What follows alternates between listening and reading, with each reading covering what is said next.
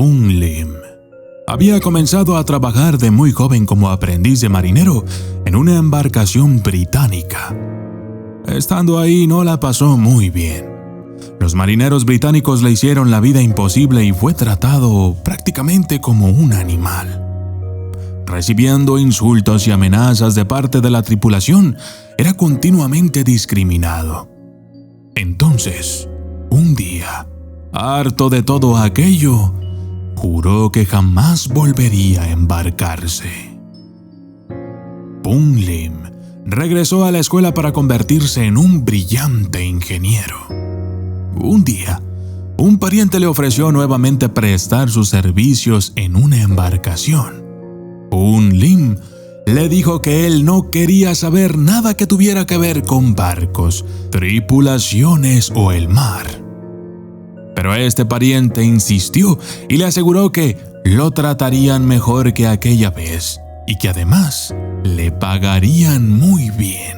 Abordó el SS Ben Lomond y comenzó a trabajar en el barco. Comenzaron su viaje desde Surinam hacia la ciudad de Nueva York. Desafortunadamente esto fue en 1942, en plena Segunda Guerra Mundial, y el barco en el que Pung Lim viajaba era un mercante británico. Un submarino alemán detectó, rastreó y luego lanzó torpedos contra el barco, enviándolo directamente al fondo del océano. Toda la tripulación de aquel barco se perdió en el mar. Algunos se ahogaron y perecieron de otras maneras, excepto uno. Así es. Pung Lim colgaba de los restos mientras el barco se precipitaba hacia el fondo del mar. En los últimos instantes, logró subirse a una tabla de madera de aproximadamente 2.5 metros cuadrados. Pero antes consiguió suministros que estaban cerca, los cuales consistieron básicamente en una jarra de agua de 4 litros, chocolate, una pequeña bolsa de azúcar, algunas bengalas, algunas lonas, 2 fumaderos y una linterna, junto con algunos otros suministros misceláneos más pequeños. En los próximos días, en esa balsa, rápidamente se quedó sin suministros. Usando el equipo improvisado que había logrado llevar con él, construyó un techo con la lona y luego usó esa lona para canalizar el agua. De hecho, ese era su principal problema, la recolección de agua. Desmontó su linterna, usando algunas de sus partes y, con una soga y un clavo, logró diseñar un hilo de pescar. Utilizó una vieja lata vacía de metal para diseñar un cuchillo para cortar el pescado. Para complicar las cosas, Pung Lim no sabía nadar. Apenas había llegado a los dispositivos de flotación en el naufragio. Vivió la mayor parte de su día con una extremidad atada a la balsa. Y así, hubo periodos sin lluvia en donde estuvo frente a frente con la muerte. Delirios provocados por la intensa deshidratación. En varios casos, mató pájaros que aterrizaban en su balsa. Bebía su sangre para hidratarse y obtener nutrientes. Luego, usó los restos de algunos pájaros para convertirlos en cebo para atrapar peces más grandes. Un pequeño tiburón del cual dejó que las aletas se secaran al sol para permitirle guardar la comida para más tarde. Eso, entre otras especies de peces, por lo que le proporcionó vida y nutrición suficiente para mantenerse vivo en aquella pequeña balsa.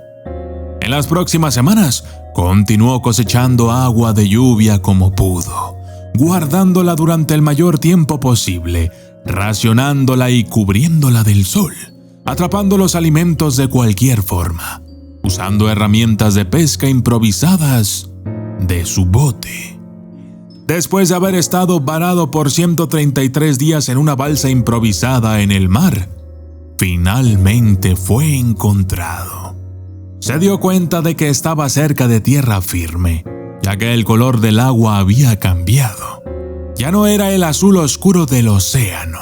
3 pescadores brasileños lo rescataron. Cuando se le comentaba que nadie había sobrevivido tanto tiempo solo en una balsa a la deriva en el mar, Pung Lim contestaba: espero que nadie tenga nunca que batir mi récord.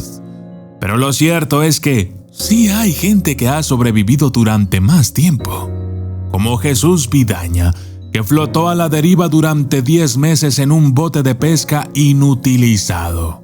O en una situación similar, José Salvador Alvarenga, un pescador de El Salvador, se perdió al parecer durante 439 días, flotando desde México a las Islas Marshall. De cualquier modo, si estuvieras varado en una balsa a partir del 1 de enero, tendrías que sobrevivir al menos hasta el mes de mayo para batir su récord. Eso no es una hazaña cualquiera. Más tarde, Pung Lim recibió un pase especial de inmigración para vivir en los Estados Unidos, donde vivió una buena vida hasta morir en Brooklyn el 4 de enero de 1991. Yo soy el documentalista. Y esto fue el increíble caso de Pung Lim. Historias verdaderas.